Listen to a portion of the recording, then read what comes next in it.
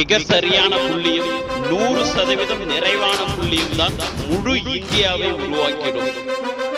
நாம் ஒவ்வொரு இடத்திலும் வைக்கும் ஒவ்வொரு மிக சரியான புள்ளியும் 100% நிறைவான புள்ளிகளும் தான் ஒரு முழு இந்தியாவை உருவாக்கிடும்.